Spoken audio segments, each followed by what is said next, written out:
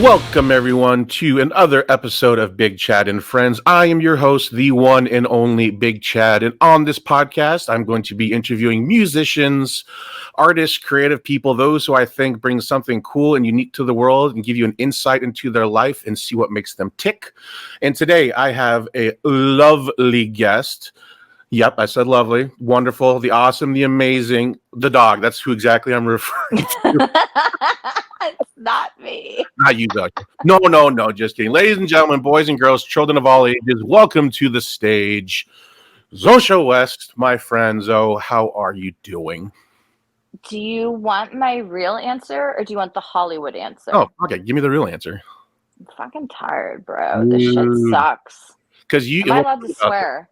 Oh, yeah. Swear you want. Okay. Okay. Yeah. I'm like so sick and tired of like not having $1 million. Tell me about it. Like I know. Yeah. The life of a musician. And plus, we'll talk about this more lately, but I would assume you're pooped because you just got done with like a 2-day video shoot? Well, one, we were going to initially shoot for 2 days, but Tom, being the absolute badass that he is, was able to get it all done in 1 day. Oh, really? He is a maniac in the best way possible. Nice. Okay. Sweet. Well, we will definitely get into that. But one thing, I have to thank you for 2 reasons. One, I got to thank you for being on my show. Super appreciate it. Of course. And then 2, I have to thank you because, so backstory. So for those of you who don't know, I am the drummer for a band called The Failsafe. And we and Reign of Z, which is Zoe's band, we went on tour. How long was it ago now? A little tour. When was that? Like 2 months ago? Probably, no, 2 months. Probably like a month. Would you say it's August, July? We ended in July. Yeah. A month. Okay, yeah. And they needed a fill-in guitar player for the little run, and they asked me, and I was so stoked because I was a fan of their music, and I was very happy to fill in. And I got to be honest, like that time on stage with you guys is probably the funnest I've had in a long time. Not to throw, I mean, I love drumming for Failsafe, and I love drumming. Oh, you hear that, Jesse? We're about to fight. Oh, no, I'm just kidding. For backstory, also, I love the Failsafe. So there's no real beef. There's no shade. No. I just like to troll Jesse. So that's all. That yeah, those you don't know. Start an internet war. Yeah, and Jesse's my singer, so I still have, I cracked me up the other day when you were throwing your dinky socks in front of Jesse's face. I have like that perfect photo sequence on my phone. Made this guy laugh. Yeah. But no, honestly, like because it's been such a long time since I've had an opportunity to like be on stage. I had such a blast and singing along with you like in my own imaginary microphone. So thank you for allowing me to be part of your guys' family for the tour time. It just felt great. And it was a nice music refresher, and I kind of needed that at that point in time. So thank you. Well, listen, thank you, because not only are we a fan of you as a person, we're a fan of you as a musician. And like, honestly, we couldn't have done that tour without Mike from The Coursing and you. If you guys wouldn't have stepped up and helped us, we would have been like literally dead in the water. So the honor is just as much mine as, you know, all the nice things that you said. And I do have to like give you props because it was so cool to have a musician on stage that I could interact with. And I'm not throwing shade to anybody who's played for us. Everybody's different. Yeah. But it was a cool experience to have somebody sing the lyrics that I could actually like play off of. And for people who don't know you, like you are such an entity because you are so massive in the best way possible. Like truly, I tell people like I can literally walk behind Chad and be like, where did I go? That's where did I go? And I love that. Well, thank you.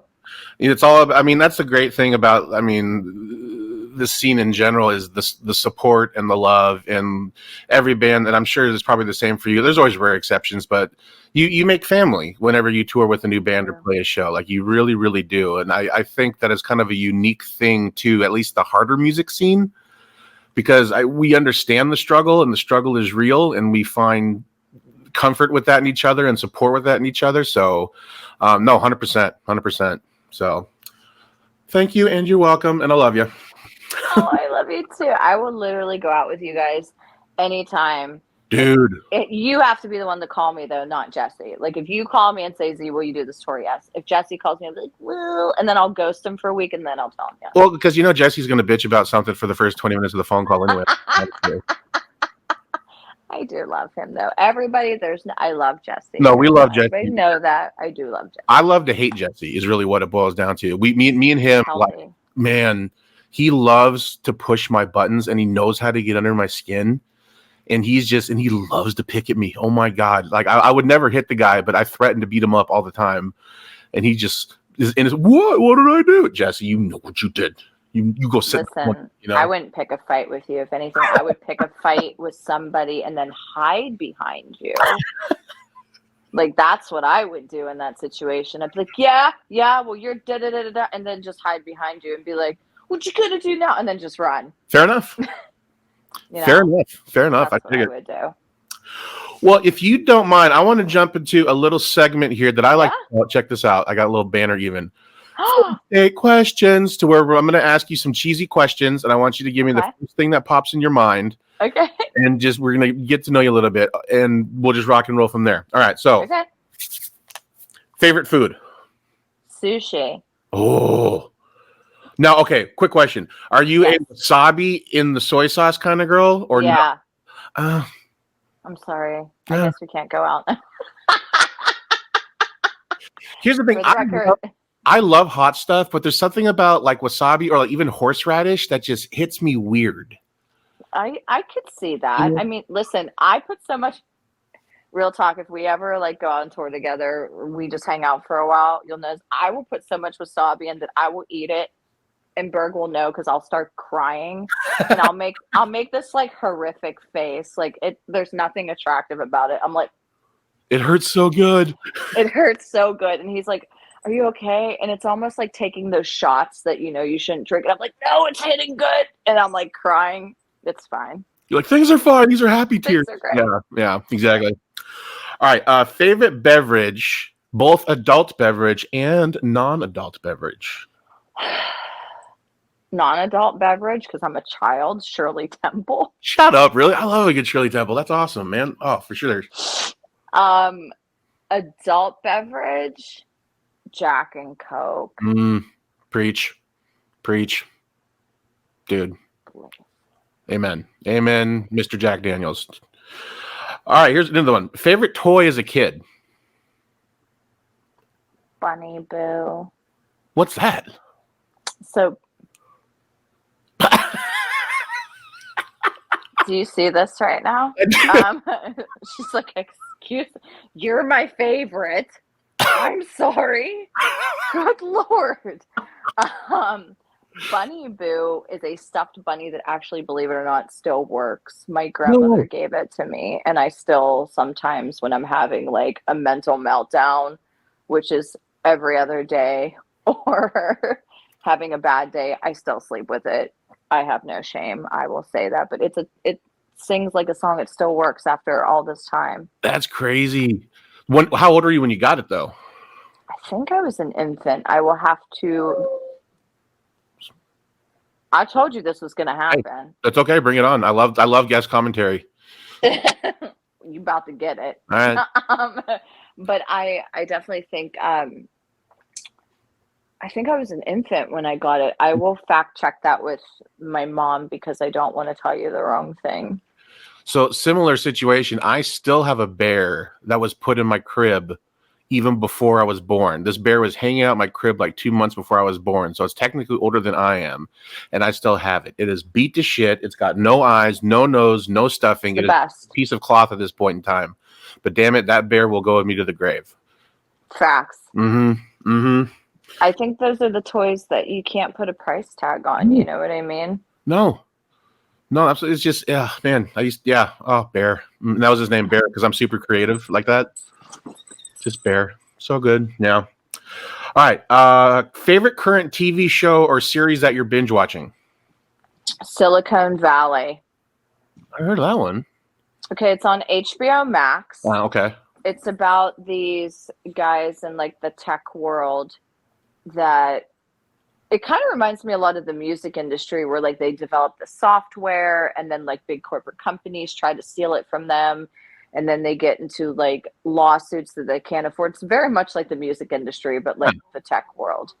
You know what I mean? So that's kind of why I like it. It's like a different perspective. Plus I really like it's like really like nerdy um slapstick kind of humor, and believe it or not, that is kind of like my sense of humor. Like I tell people all the time, like I sing all this dark crap all the time, but like I try to be funny. I'm not You're fun. claiming that I'm funny. Well, I appreciate that, but I like to laugh because if not, I'll cry.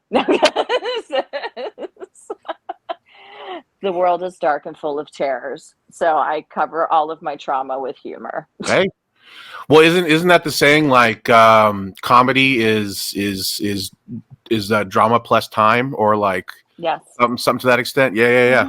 We gotta laugh. We gotta laugh. We have to. All right, I know that you have your pup there, but what breed of dog would you be if you were a dog? Oh my God, I would be her. Are you kidding me? This is what I tell people all the time. You get her and Lola, because Lola's a Victorian bulldog. You can be overweight, have wrinkles, have skin issues, and health problems, and people will continue to love you. You'll get tons of followers on Instagram and live somewhere rent free and get to wear outfits. Sign me up. Dude, when you put it that way, yeah. Yeah. Yeah. I'm coming back as a bulldog. Dude, for sure. You get to be stubborn and people still love you. You get, I never thought about that, but yeah, you could be overweight and wrinkly and still be loved to death. And have skin issues and fart. Yeah. And everybody's like, oh, meanwhile, you do it as an adult. They're like, wow. Wow. You really just do and that? You're like, I'm so sorry that I am a person. I'm gassy. I'm sorry. Shit happens. You know, it's just one of them things. Oh, God. All right. What was the first CD or album that you remember owning? Oh my God, I can't even believe I'm admitting this. Do it. TLC. Really? Awesome. What album though? What one was it? Was it Crazy? It was it was my favorite one. And listen, when I was younger, I was like rapping in my living room like Left Eye, and I thought I was the fucking bee's knees, Chad. R.I.P. Left Eye. It was sure. Probably awful and did not sound anything like her. But in my mind, I was like rapping at Red Rocks Theater. It's fine. Oh, see, I was same, but I was Kenny Loggins' Danger Zone. Like I was like, that was my shit. Like it wasn't the first one I owned, but the first one that the first album I remember memorizing all the lyrics and stuff to was listening. I have to pick the Queen up. Was the Top Gun soundtrack. That's awesome. Did you see the new movie? Because I didn't. I did. I liked the first 80% of it, and then the last 20% of it was a little over the top for me. Okay. But overall, good.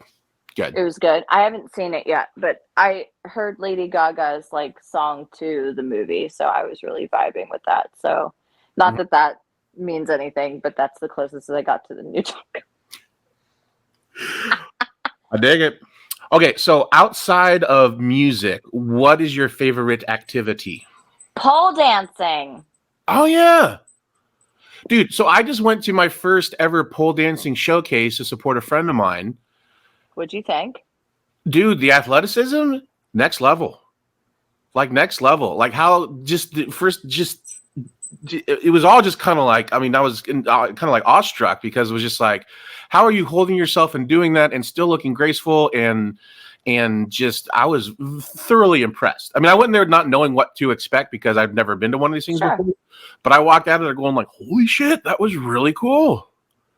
Yeah, it's, so fun fact, and you'll have to ask your friend about this because obviously I don't want to speak for that person, but like for me, it's a lot of like swearing and falling off the pole and talking about how things are sweating that shouldn't be like, and I know anybody's what I'm taking the sexy out of this completely, but it's just like straight, like you got like just a lot of orifices are like sweating where like you didn't think could sweat.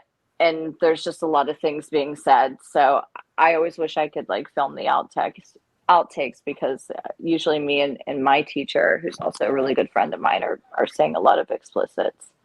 Well, I mean, that's with learning anything and practicing anything, you know. But no, because I don't know why I didn't even think of that, because I always see your stuff that you post on the time, whatever.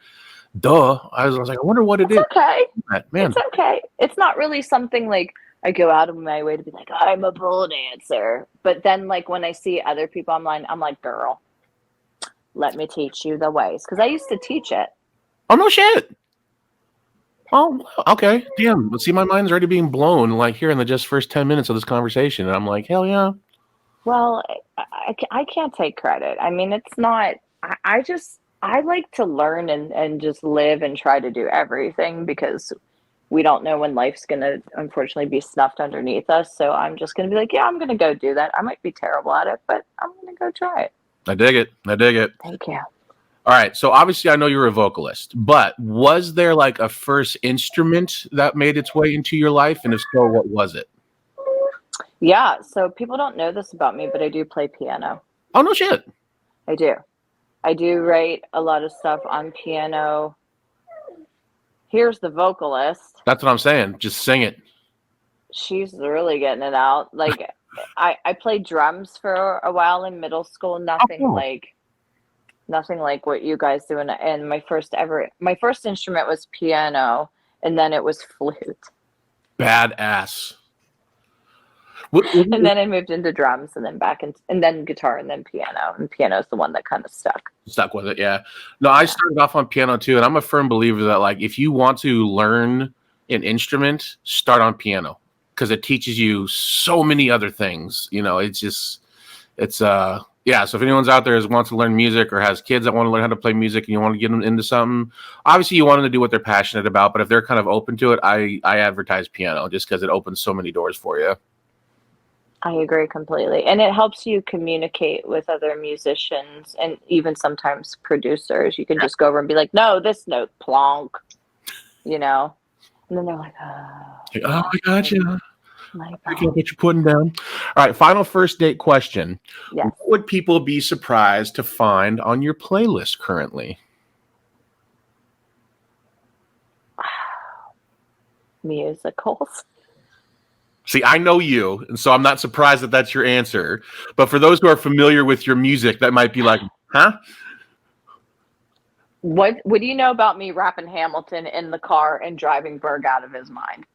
Well, I just remember during sound check, we were singing Phantom of the Opera, and I was like, oh! Yes!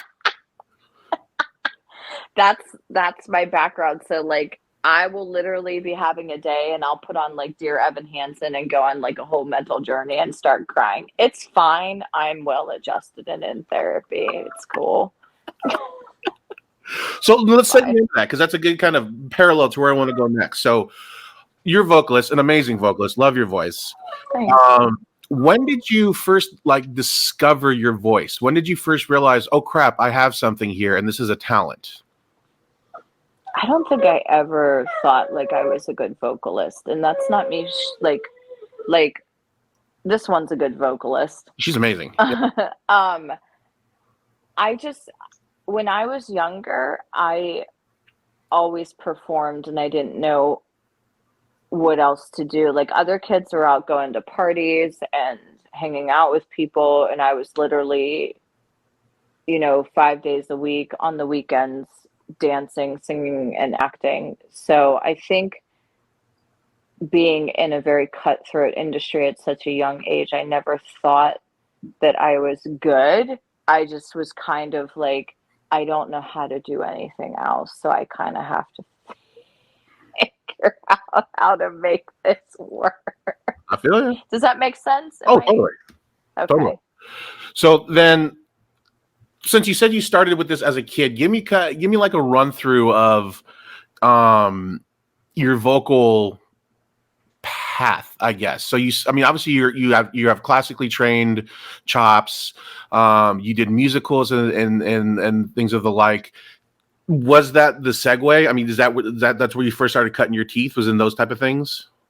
Yeah. So I started in there was a place in in Pittsburgh called the Civic Light Opera, which they essentially would do musical theater and literally light opera. So at a young age, I got exposed to all these like amazing people. Like I got to perform with the Osmonds and Andrew Lloyd Webber and Michael Damian, who was one of the Phantom of the Opera on Broadway, Jodie Benson, who is, you know, Ariel in Little Mermaid. So I was in the first ever musical Casper, The Ghost, that was premiered in Pittsburgh. I was in that. So I got exposed to all these legends and Cheetah Rivera. And I was just like,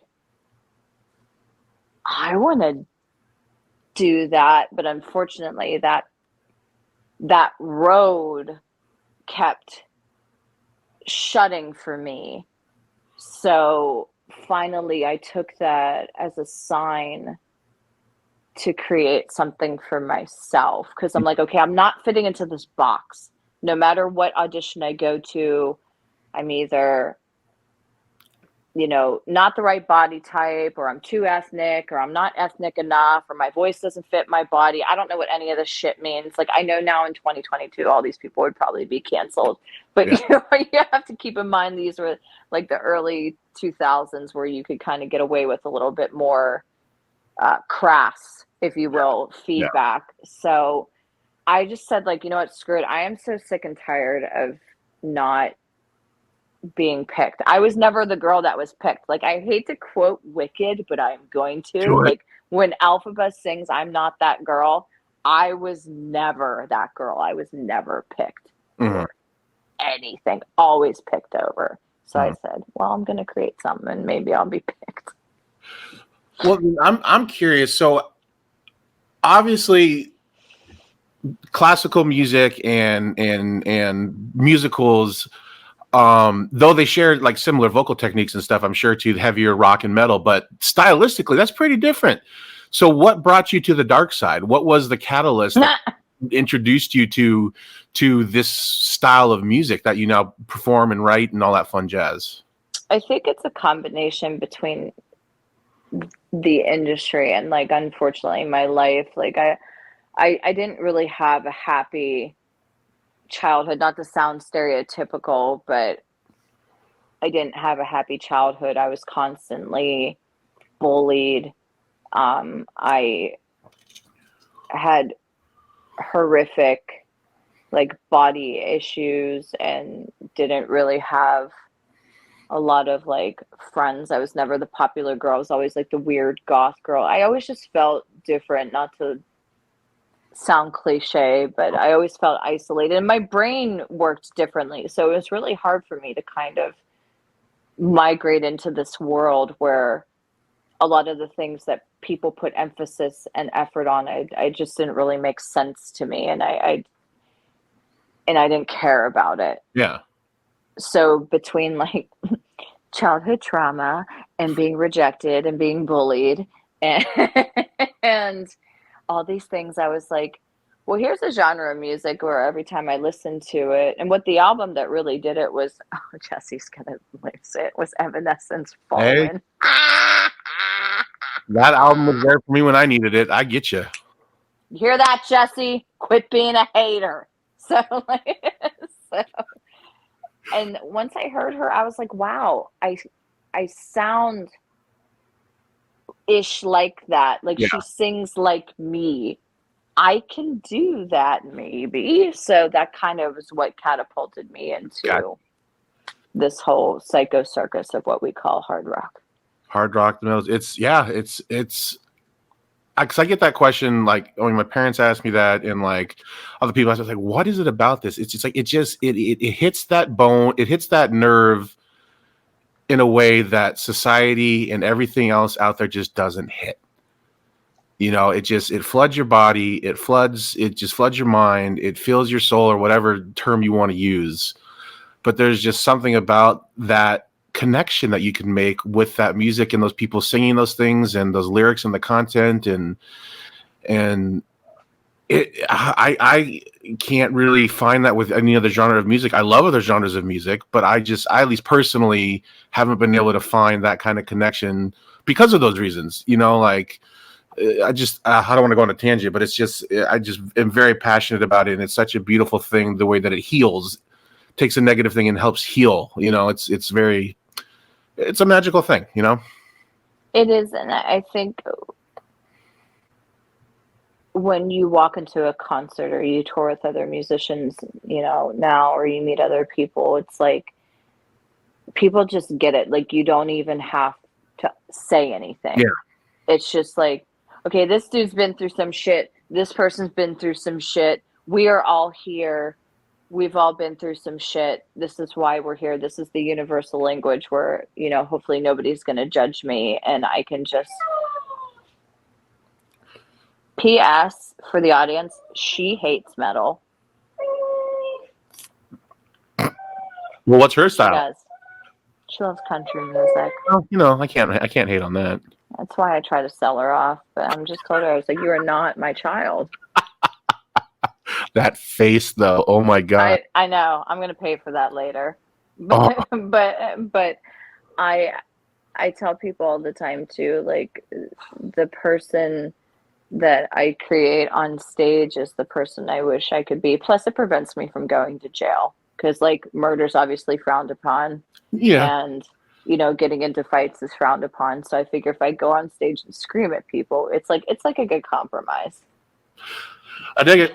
No, for sure. I mean, that's one of my favorite things about playing on stage, is that you get to be a character and someone that you can create in any way, shape, or Right. you want to. And I love it. It makes me wish I would have done theater as a kid, because I get a kick out of being this character that I am on stage. It would have been fun to be a character in like a play situation, you know. And shame on, I never did, because I was kind of a jock as a kid, so I was you know, sports, not in a negative way. I love sports ball, you know. So but that is one regret I do have, is not getting into theater as an actor when I was younger. So yeah, I get it. It's just it's a good thing. Good things. But Chad, it's never too late. True. There are like community theaters and things like that. Actually, I never thought about that. You know what? You're damn right. I never even really pondered that. I'm here for you. I support it. Love it. All right. Shit. All right. Academy Award, here I come.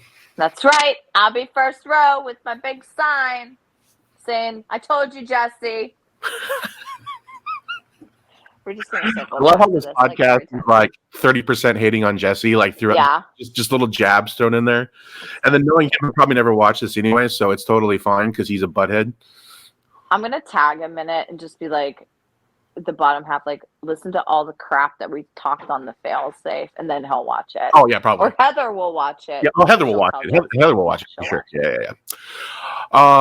So okay, so you just another segue here, because screaming is obviously a big part of your sound, and big powerful vocals. What, you had an interesting story, if you wouldn't mind talking about it, because obviously vocal endurance is a huge thing in this style of music and singing. It's an aggressive style. It's very untypical compared to country, like your dog's favorite, or pop, or whatever. You know, there's a there's a lot going on with those vocal cords. You're an interesting case, because you actually, and correct me if I'm wrong, you had an accident where you let out a big, or fill me in on the details of that again. Yeah, so I was hit by a drunk driver in 2012. Ironically on New Year's. Happy New Year's to me. Yay. And I screamed so loud when I hit the windshield. I actually developed a blood vessel on my vocal cord, which, it's not a big deal, but it is a big deal. Mm-hmm. So the reason why I say that to people who are vocalists or thinking about singing is, like, I'm the hypochondriac that's going to be like, oh my God, this thing's going to burst. I'm never going to have a career, and I'm going to become an alcoholic and kill myself. Like, that's where my brain goes when I hear these things. So I told you, I'm well adjusted. Oh, I'm with you. So, like, I'm in therapy, people. It's okay. But when I went to the UPMC Voice Center, so anybody who goes to Pittsburgh or ever gets seen, like, my photo is on the wall, which I think is kind of cool, because, you know, I'm next to like Lacey from Flyleaf, and I'm like, goals, you know. I know my so they said let's monitor it, and I was like, well, I'm a metal vocalist, and just for anybody who's never been to a voice doctor, a lot of voice doctors don't like us because they associate us with drugs and drinking and bad lifestyles, which some of that is true, but I think for me, when I was like, I've never smoked a day in my life and I work out and I eat clean, they just kind of looked at me and their poor little brains like exploded. So they were like, we need to study you. And I'm like, okay. So every year, actually, I have an appointment next week. Every year they scope me and I scream and they check me, and I have a really good rapport with Dr. Libby Smith. She's pretty well known in the voice world, and she's dealt with a lot of famous people that I can't say because, you know, that whole HIPAA thing. Yeah. But not that I was privy to any of that information, but she can't really, you know, go into, but you know, they do the thing. Oh, they do the thing. Yeah. I come in every year and I have been singing and screaming for 15 years with no surgery, no hemorrhaging, no polyps, nothing. And it's really, honestly, I tell people this all the time. So like when people are on the road and they lose their voice, I'm always like the mom. I'm like, oh, wait. So can you tell me yesterday exactly what you did? You know? And I try to help them because I'll tell you this, the last run I got very scared because I had one show, and normally I don't talk about this stuff, but I had one show with the coursing where I was sick. I was singing with a sinus infection. Ugh. I know. I always get sick every tour. It's really cool. I really like it. So I noticed certain songs I couldn't hit the notes and I was starting to panic. So me being me and playing piano, I took everything down probably a half step to get through the set. And afterwards, of course, I'm in the hallway and I pull Berg aside and I'm like, I'm never going to be able to sing again. The show was so awful. And I'm just like going off and he's like, you're sick. And I'm like, I don't care. And I just had to be very dramatic about it. Yeah. Yeah, I just had to be very dramatic about it and cry, and it was fine. So then, obviously, we had a couple of days off. I had rest, you know, because that's important. And we used tracks, but like I never lip sync, and that's kind of like a big thing that's going on right now in the metal community because I've seen and toured with bands that don't sing live, and that's a whole nother conversation. And that's not for me. I know people feel some type of way, but that's not for me to throw shade at and, you know, call people out. To each their own. That's your side of the road. I'm going to stay on mine, you know, but I don't lip sync live. I've had people accuse me of lip syncing and I'm like, thank you. But then I'm also like, I can't sing 5 harmonies at one time. And if you meet somebody that can, please introduce me because they're probably a miracle. So that's been the only, I guess, like scare I've ever had. But I still got through the show and nobody knew unless they were lying to me. But everybody's like, you sounded great. I'm like, I sounded so bad. I couldn't hit the one note. And like I said, I just had to have a meltdown. Well, I mean, that's incredible. So 15 years of doing that and wow. So do you have like a pre-show regiment? Is that the right word? Regiment? Yeah. Chad, you say whatever you want. This is your show. You're straight. That's a pre-show right. regiment. That's right. You make up words. Maybe it'll go viral. Who knows? No, I would say I got some shit for this online, so I had to kind of reevaluate. People were accusing me of being antisocial before shows and not being friendly. So I had to kind of like check myself and see am I really truly doing this? So for me, before a show, I normally like to disappear for Yeah. like 10 minutes and just kind of do my, check in and make sure everything's working and, do a little jumping up and down, put my contacts in, get into the zone and just like tell myself don't suck. But normally I like to isolate before I perform because my performance takes a lot out of me because and it's not like me being an artist. Like I'm literally singing about all of my trauma for 45 minutes. So I'm just like, I need a moment to get right with the Lord, okay?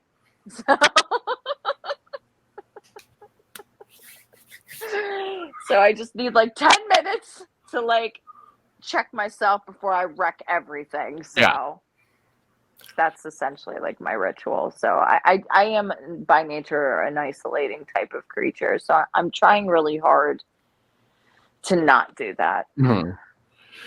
So you just but in terms of for your voice though, you just kind of do a basic like just kind of nothing too super like crazy before a show, like in terms of vocal warm ups or anything.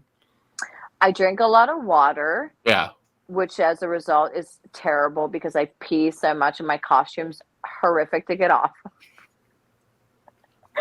And then I have vocal warm-ups probably over the past 6 years, and I do virtual voice lessons when I'm on the road. So my voice teacher, who actually is like, I always joke because he's like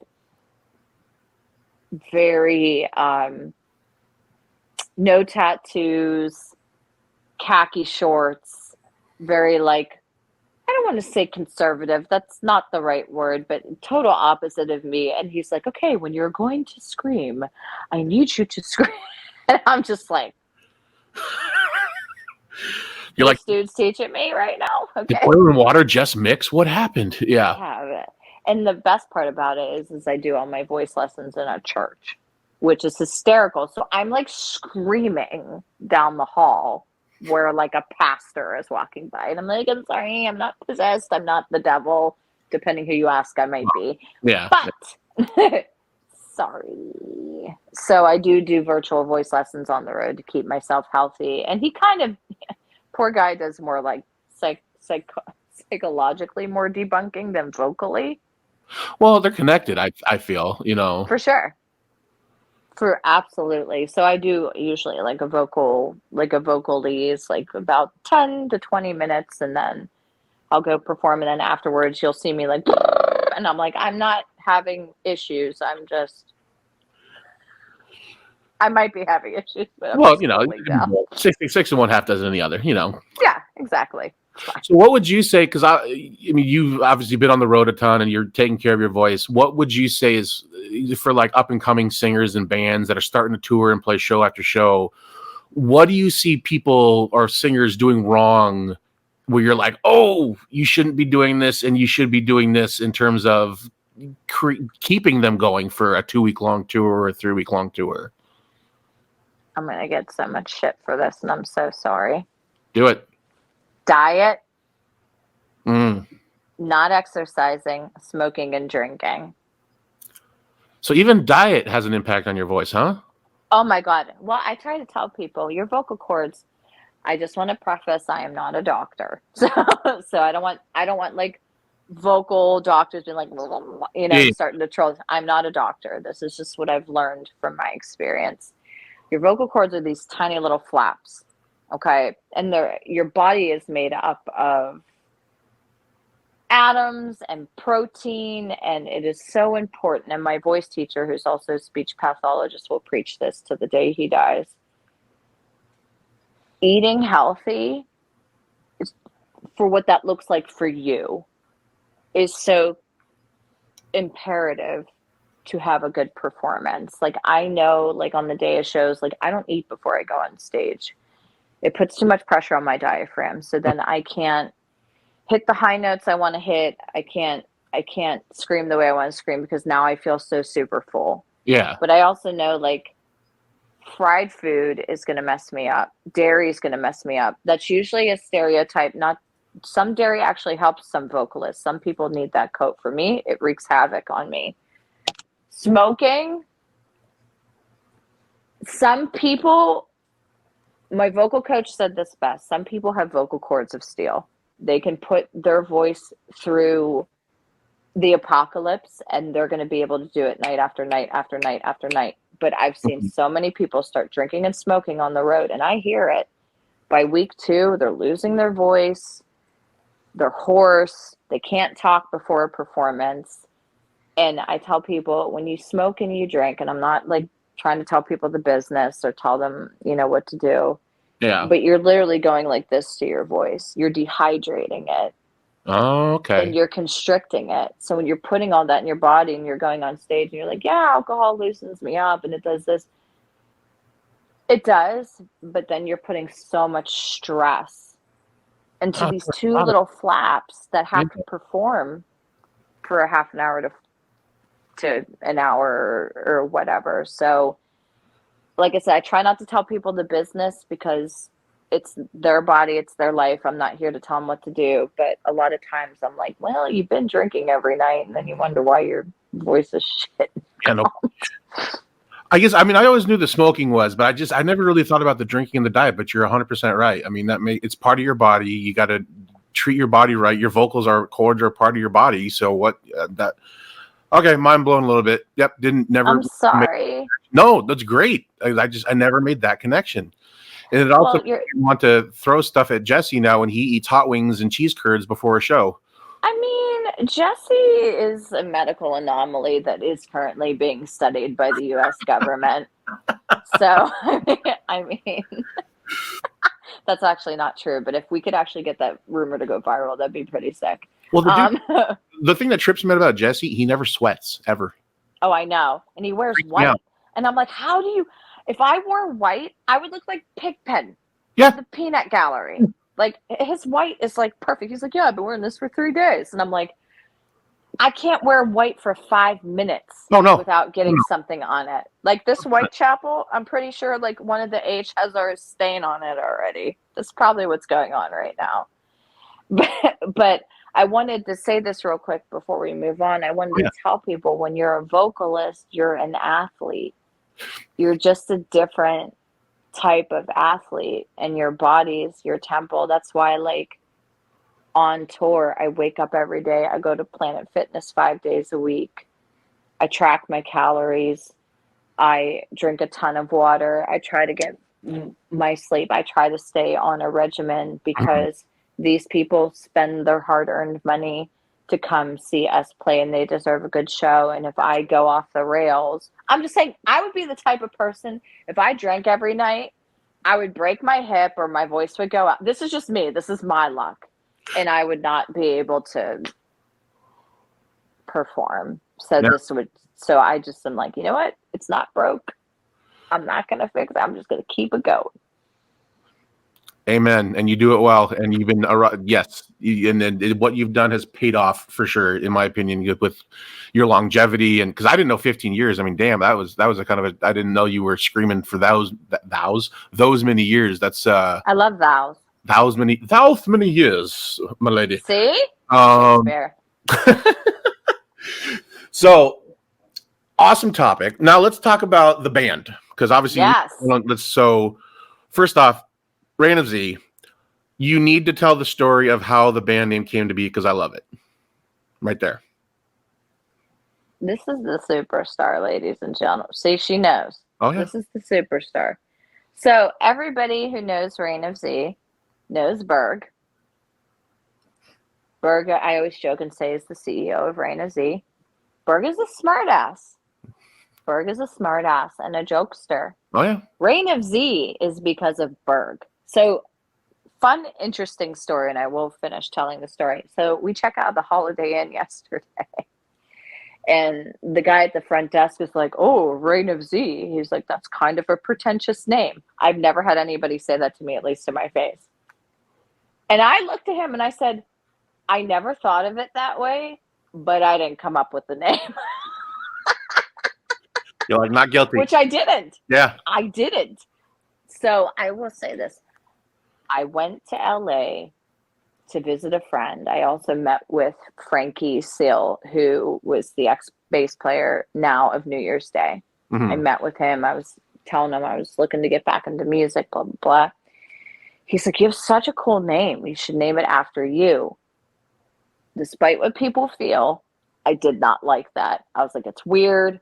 I'm not Madonna. I'm not singing pop music. I can't be like, it's bizarre.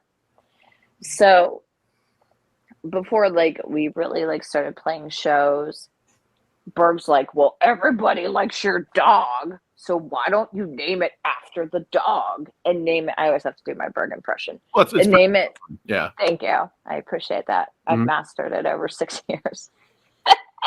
He's like, why don't you name it Reign of Z? And everybody's like, I love it. And I'm like, I don't know if you mentioned it, but Rain is your dog's name.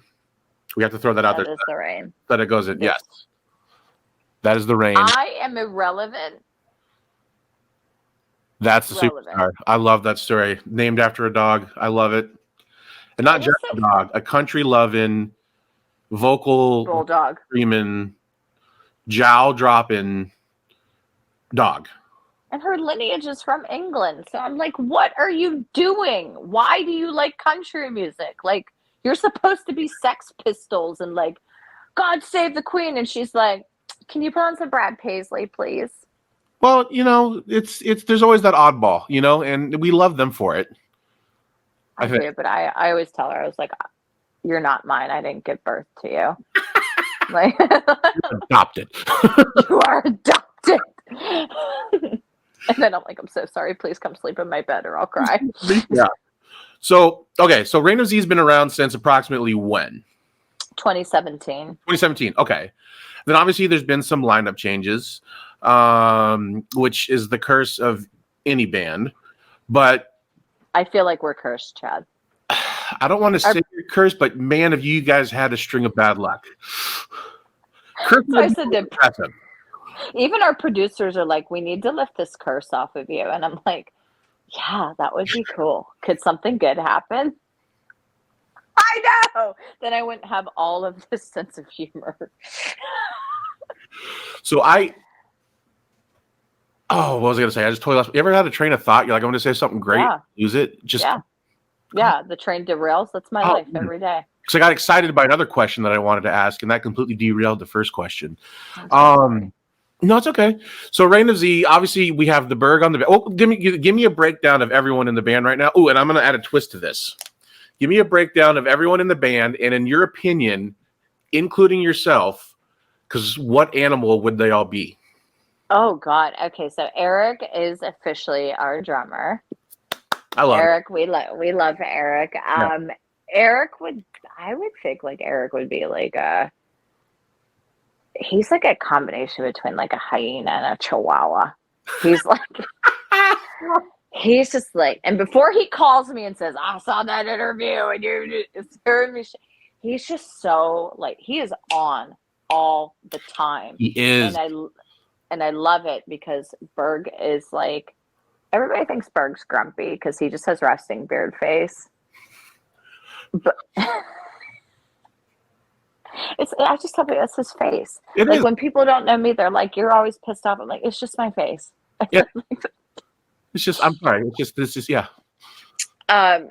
Berg definitely. I hate to say that he would be a bulldog, but like he always says to me, he's like, "I'm not a bulldog," because like I'll mush his face sometimes. I'm like, "But I miss Lola, so like this needs to happen." Yeah. So I'll just like mush it. I feel like he's a cross between like a bulldog. I have to give him like a really cool animal, and like he'd be like a Tyrannosaurus Rex. I could see it. I have to give him a cool animal, or he'll be really mad at me. You want to know what mine would be for Berg? And I say this with all love and respect. And it's more of a cartoon character animal. What's that? Eeyore.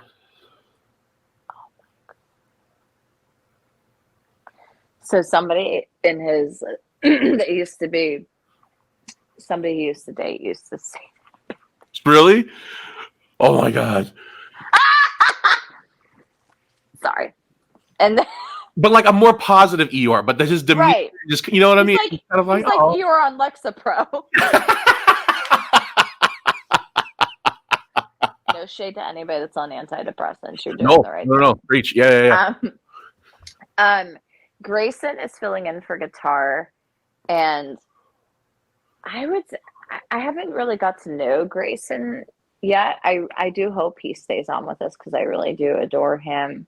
But he kind of reminds me of like that, like cool, like cat at the bar, like smoking a cigar, like just Mm. almost like a Cheshire cat. That's kind of Oh, it's a very okay. cool, like suave. And then like Gage, you know Gage. I know Gage isn't like in the band, but I feel like he's in the band. We Oh yeah. call him the house. We call him the house hippo. Yeah. And I'm not body shaming because I don't want people to be like, oh, because Gage is like a bigger dude. We're not. Gage is our house hippo because he loves to sleep in He does. cold climates. And hippos, I know, I don't know if they sleep in cold climates, but our house hippo does. I love it. I love Gage. I had a thrill I do meeting too. him and hanging out with him. He's a good dude. I And a tell very people this all the time. I love Gage because Gage does not like our genre of music, and I desperately want to win him over. He oh, calls it dad rock, and I think that's hysterical. And I just want him to like our band. I don't think he'll ever admit it if he does too, just to rouse you. I think It's true. Yeah. But I love how he talks too, because he's like, I fucks with y'all, and you guys are my homies.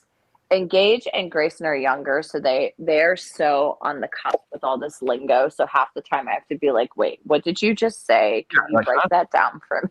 Yeah. Can we get an Urban Dictionary on that one, please? Like, what does that mean? Yeah. Check, please. So me, I don't know what animal I would be. What animal is like not mentally well? That would probably be me. I don't know. Bird calls me a peacock, so maybe we'll go. Okay. Yeah, I don't know. Maybe because of the hair. I don't know. He calls me a peacock, and then I'm trying to think. What else. I'm definitely one of those animals. Like if you're not paying attention to me, I'll have a meltdown. See, okay. I would go based on what I know about you with an elephant. Really? Yeah, because strong voice, like you can hear an elephant from freaking miles away, but very smart, compassionate, understanding, kind of keeps the herd together and moving, but but like also like not afraid to show emotion when it happens. Because I mean, I'm sure you've heard that elephants cry. Like that blew my mind when I learned that. But like they actually mourn their loss of their dead and feel emotion. So I could see I would pick elephant for you. That would be my animal pick for you. I love that. And one of my closest friends like loves elephants, so she's probably gonna watch this and get really excited because it's her favorite animal. It's probably why you love me, Mo. It's probably why you love me. Shout out, Mom. Yeah. Well, thank you. All right, so now let's talk a little bit because I want to. Man, I can't believe we've already been talking for almost an hour, and there's so much more I want to talk about. Oh my god! My blessing and curse. Yeah. Purse. It's my blessing and my purse. Well, and maybe the purse is cursed, so who knows? It's probably very well. Yeah. Probably. So hang on. Let me get back to my notes here. Sorry, I got sidetracked. We get really excited. I do. Okay. Oh, I always like asking this question, especially because you guys just got done in the studio. But obviously, being in a band and being a musician, there's two sides. Well, there's technically three. There's the business side, but we're going to ignore that right now. There's the recordings and songwriting side, and then there's the live performance side. Someone's holding a gun to your head. Pick a favorite. Live. Yeah. I'm with you. Hands down. I mean, recordings are cool because you get to have them forever. The business side of the industry, I just want to blow off. Like a whole nother conversation. I would take a grenade to that. Yeah. But if I were to be part of the music industry, I would change it. But that's like a whole nother conversation. But live, because I think you know this, Chad, being a performer, there's no other drug like a live performance. Mm-mm. Is there a particular show memory that sticks out in your head for you that like you can come back to and just be like, oh, it just kind of fills you? You know what I mean? When we played the Whiskey A Go Go and it almost sold out. Not because of us. We were just fortunate enough to be a part of that lineup. But yes. You play whiskey? I didn't know that. I played the whiskey twice. Really? Mm-hmm. Dude, you're making me all Jellsville over here. I used a cool slang Sorry. Jellsville. I'm young and hip. I think it's cool. I mean, I'm down. I'm into it. Yes, I played it twice with the first band that I ever really got traction. We played the whiskey, and then Rain Z was fortunate enough to play the whiskey, and the band that we were playing with, along with a couple other bands that really have almost sold out. This is not your singing time. This is not about you. Do you see this? Oh yeah. Okay, just so we know, I want everybody to know this is my daily life of being I know on TikTok you can't say dog mom anymore, but I am, damn it. I'm with you. I'm a cat dad, so, See? Yeah. It's a thing. Oh, very much so.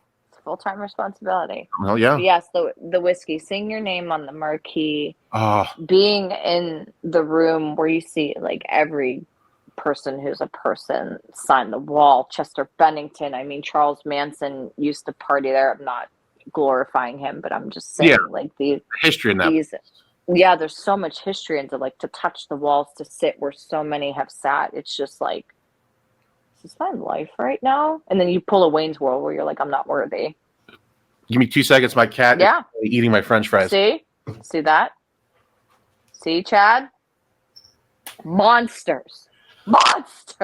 My cat, I'm telling you, like, she eats like a human. She loves cheese, eggs, chips, green beans, broccoli. And I just heard this noise. I was like, what the hell is it? I look over and she's freaking mowing down my French fries. And I'm like, I get it. Yeah. So I would be remiss, though, if I didn't talk a little bit about songwriting, because there is something I want to get to. What is your guys' method for songwriting? I know that's a huge question, but is it kind of like a music idea first, or a concept idea, or how does Reign of Z compose and create a song? Well, due to like lineup changes, the songwriting looks different. That makes sense. If that makes sense. Yeah. But my process as of late, I write every day. I have backup vocals every day. Lucky. Right. And I write about stuff every day, and then I always tell people, like, as cheesy as it sounds, I let the song write itself. Mm-hmm. So if our current guitarist or producers write a guitar piece and they send it to me, I sit with it and I say, what is this telling me? And then I go through I have books upon books upon books of lyrics, and then I start to find the right one that fits the song. So it kind of writes itself. I never try to go into it with like a preconceived notion. I let the song write itself. I like that makes sense. You kind of let the music speak to you, so to speak, right? I have to, otherwise I can't perform it. Like with Cellophane, I had to channel what's been plaguing me currently and allow that to write itself, if that makes sense, because there was multiple topics that were bothering me, but once I heard it, I was like, oh, this is what this needs to be about. And my producers are really good about trimming the fat, because I'm very wordy, because I'm like, here is all of my feelings. And they're like, you have too many feelings, and we need to just chisel all these feelings down. Yeah. So that's kind of usually what happens. You have too many feelings. I know. A lot. Yeah. That's a lot. Yeah. So then, okay. So you'd rely on the emotion of the song. Obviously, we work with producers, which I think is awesome. We had our first experience working with a producer. Oh. I learned so much. I agree, Rain. Yes. No, I learned so much on those even 2 days we were there. That's going to make me a better producer and a better songwriter. But like, I get it now. I used to be like, we can do this ourselves. We can do this on our own. Let's stay a self-enclosed machine. But I get it now. Like, But there's nothing wrong with either process. No, no, no, Do you no. know what I mean? And I've known so many bands that have gotten big that have kept it in house, and some people are really able to tap into that trend or Mm. have that knack. And I think everything that you guys have put out, I definitely think you are. Like when I think of Chad, I think of musician because you're so versatile. I just always tell people, like over the years of writing in-house and also going outsourcing to people, you learn from every experience. Yep. And I think that was It's just probably, going to make you better. yeah, just I have pages of notes in my phone that I was just constantly writing down and working with this individual. And and I know we all took away from that because the new stuff we're writing, I think, is probably some of our best material because we're applying what we've learned.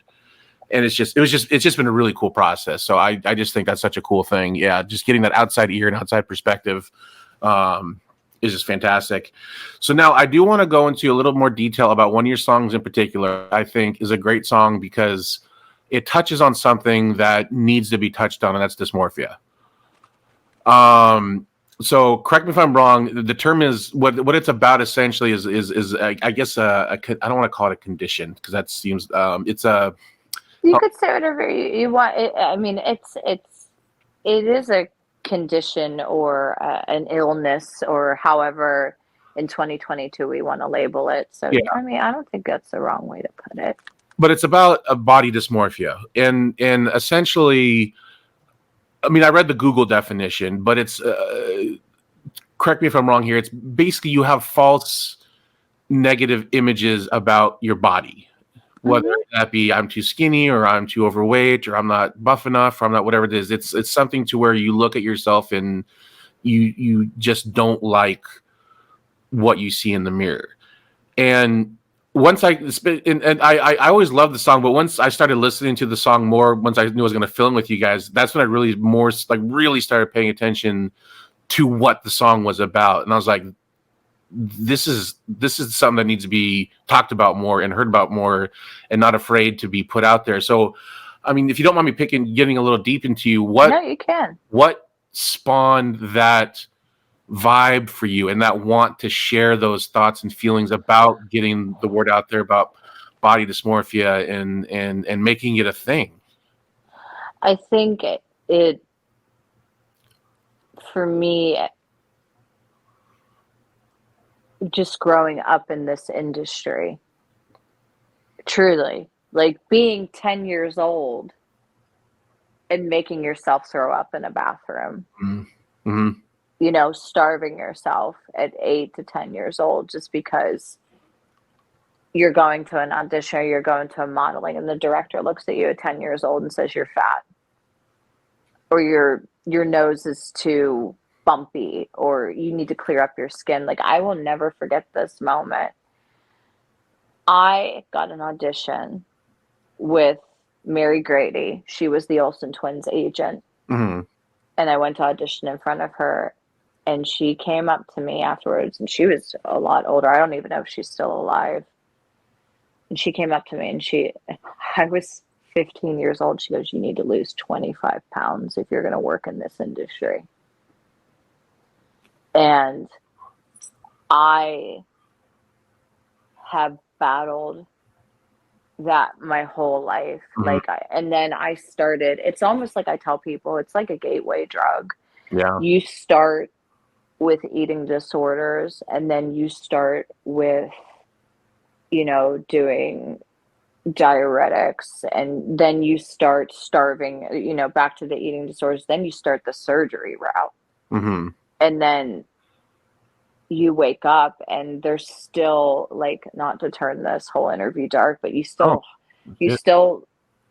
go down this path and you still have that gaping hole in your chest that no matter how much filler or surgery or size you are on the scale. And I still like, Berg will be the first time. I hate photos of me. I hate, believe it or not, like, it's very difficult for me to be on camera because there's always somebody online ripping you apart. And it's so funny because they look like the troll under the bridge. Even though we're talking about dysmorphia and I'm throwing shade at what they look like. Okay. Not trying to throw shade at aesthetics, but like I just woke up at 18 after I had my first like nose job, which was like medical. It was, but I also hated my nose. And then, then I wanted implants, and then, I needed to be a certain size. And then I was like, oh, I have to have my face to look like this, and I can't age. And like you wake up in your 30s and you're just like, I'm still battling this. Mm-hmm. I still hate this. This is what the internet has done to me. And the thing that sucks at the end of the day, what I've realized, which is that long tangent moving into dysmorphia, is like men and women both suffer from it. Oh, yes. 100%. And it needed to be talked about, because I know people you're close to that suffer from it. Yeah. I have people I'm close to that suffer from it. And the conversation needs to get started. And we can sit there and do these movements about body positivity, but you still see all these horrible comments online because this person doesn't look like this image in your mind. And you think, well, maybe if I'm a size 0, I'll be happier.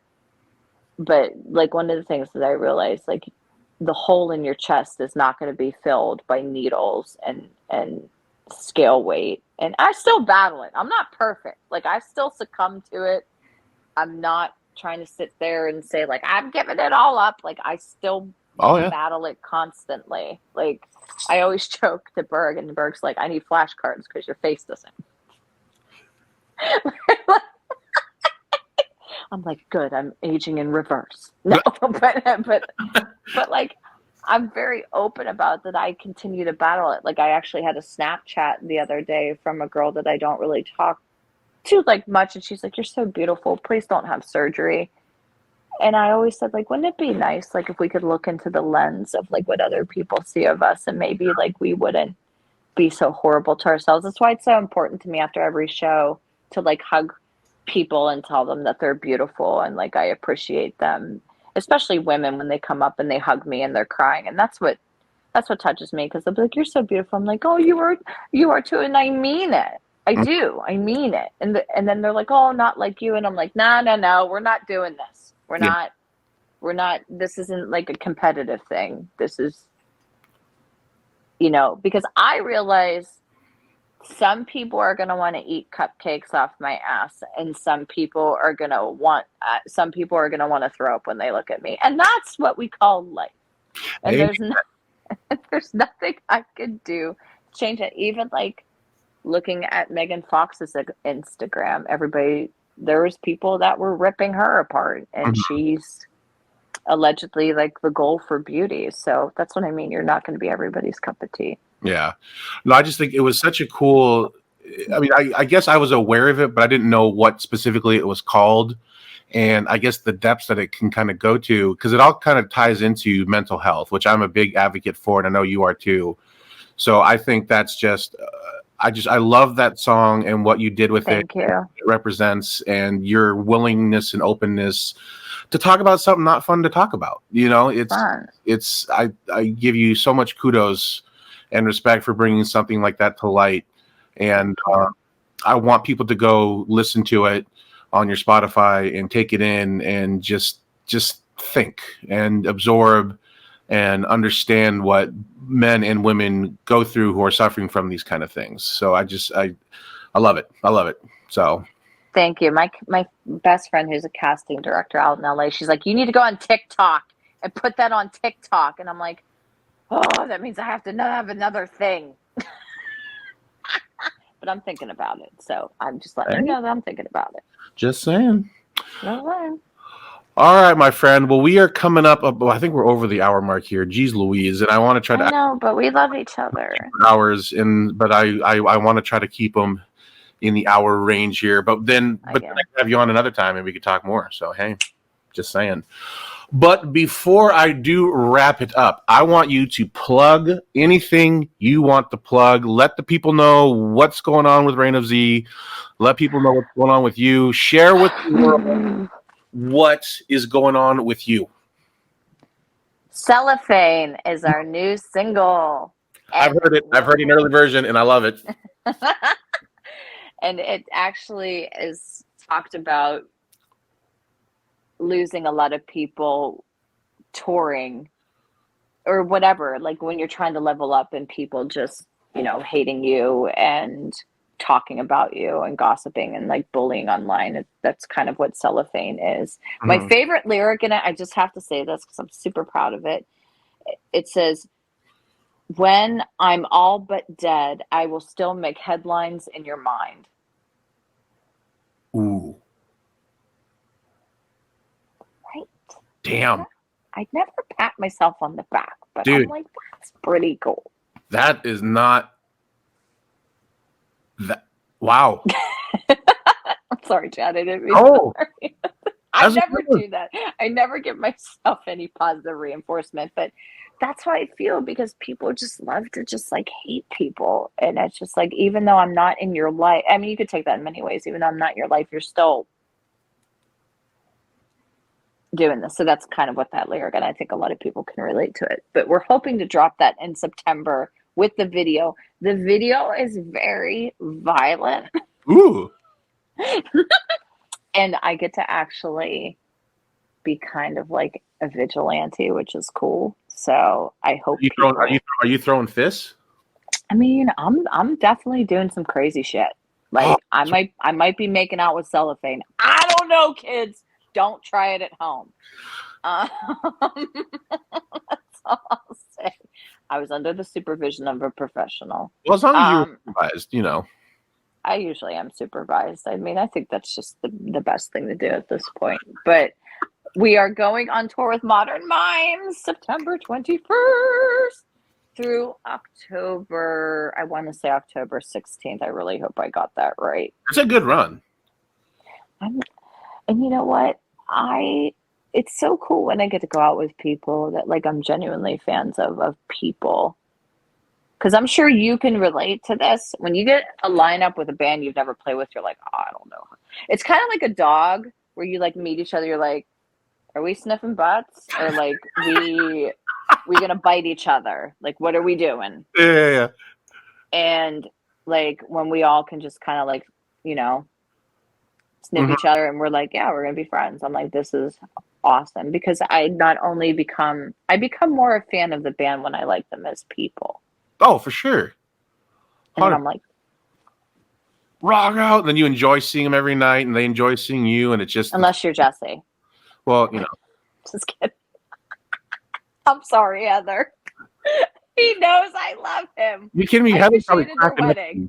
Oh, yeah. Heather's probably laughing at all these Jesse digs. So, you know. I think so. So the single we're hoping to have out next month, video, everything, and the tour, and then after the tour we're going to kind of regroup for 2023 because we don't really want to tour during like Thanksgiving and Christmas because like Santa's coming and I have to like show my family that I'm a decent human being. Maybe Santa's not coming for you because you keep talking. Oh my God, that face. I tell people, I swear to God, there is a human trapped inside this body. I need to meet this dog in person because she is slowly stealing my heart. Oh. She thinks we're at therapy right now. I told you, like, people don't know. This is how I do, like, virtual online therapy. She'll do this for 10 minutes and, like, rat me out. And my therapist will be like, no, she's talking. And I'm like, okay. Hysterical. It's fine. It's not like I pay you or anything. Yeah, no kidding. That's fine. So that's what's coming up for Reign of Z. I hope people like it. Cellophane's different. It's a different sound for us. You know, I'm sure some people are going to love it. I'm sure people are going to be like, just because it's, you know, when bands experiment and do different things, not everybody's going to love it. But you have to, as a band, you know, you have to do those different bags. If nothing else, just for your own personal growth and satisfaction. So I dig it. I love Berg gave me Sneak Thank you. Peek, and I super dig it. I haven't heard the polished finished version, so I am uber excited about this one. And then I will obviously put links. I'll have to get them from you, but links to all of your Sure. stuff I'm going to put in the comments. Everyone, please check out Reign of Z. Please check out if they're going to be coming to a city near you, because you will thoroughly enjoy the show. Because you've also heard you're stepping up your stage show. Is this true? A little rumor mill, something going around there? Yeah, so we're actually, Danielle Volker, she does costumes in Pittsburgh for like a lot of movies. Like she's designed for like Jeremy Renner and Forrest Whitaker. Like she's the superstar. She's doing costumes for us to kind of create. I want people to come and have an experience. I want them to come into like our psychotic circus, and we're getting like banners, and we're going to be getting more stuff for the stage. I just really want people, when they invest their money, to feel like they're coming to a show. No, you're not coming on tour. You got voted off the island. Everybody asks, is Reign coming on tour? I told Berg we're really blowing it because we should do meet and greets with her. We would like have our tour funded for like a year. Yeah, I bet you can make gas money just in meets and greets with Reign. She's very talkative. I noticed. So, I mean, so that's basically like what's coming up. So I hope people like the new version. I hope people. It's going to be different, but I always try to move in a positive, more like progressive way. I just want people to get their money's worth and have a good experience, you know? Amen. That's all we can do as performers, right? Right? And then eventually one day we'll all make money. That's fine. Fingers crossed. All right. Well, my friend, so thank you so very much. I appreciate it. I love talking with you. We could go on for hours. Maybe we should some other time have you on again and just talk about just stuff, because Let's talk about Jesse. Just we'll have a Jesse diss hour where we just bury that man 6 feet under and then shat on his grave. That was aggressive. I'm sorry. I didn't mean to go. That was very aggressive, but I'm glad it came from you and not me. I'm just saying. I'll just be your hype person. Be like, yeah! Amen. Amen. All right, ladies and gentlemen, this was the lovely Zosia of Reign of Z. To all my friends and peeps out there, take it easy. If it's easy, take it twice. Keep it nice, and I will see y'all with another video and an interview soon. Bye-bye.